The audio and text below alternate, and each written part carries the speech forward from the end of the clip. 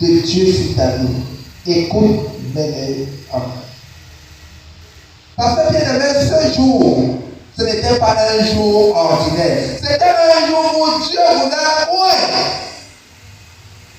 l'apôtre Pierre, Jean et Jacques, les deux fils de Zébédée.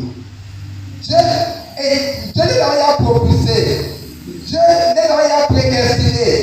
Et c'était les membres et le corps de Christ parce que Dieu les avait donné une partie de la grâce.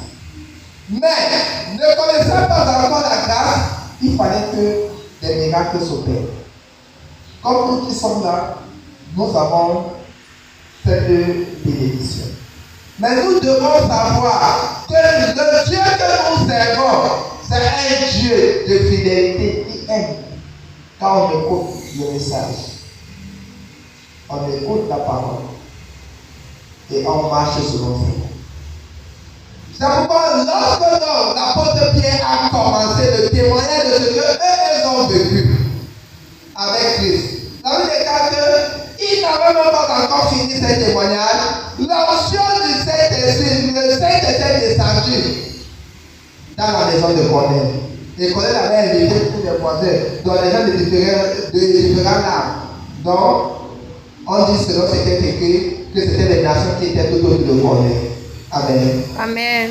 La Bible dit qu'à ce moment-là, l'onction du Saint-Esprit est descendue. C'était comme la Pentecôte. C'est descendu sur ces nations, sur tous ceux qui écoutaient le témoignage, la parole de Christ. Que l'apôtre peut dire que cela nous avait été arrivé. Avec des gens qui ont commencé à manifester.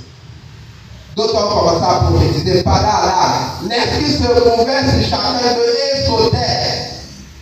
Et l'apôtre Pierre autant pour moi dit que ceci nous avait déjà été arrivé. Si ça n'était pas arrivé, je glorifie le nom du Seigneur. Amen. Maintenant, pour que cela reste témoin et que cela reste acquis des témoignages, baptisons-les dans le nom au nom de Jésus-Christ. Alléluia.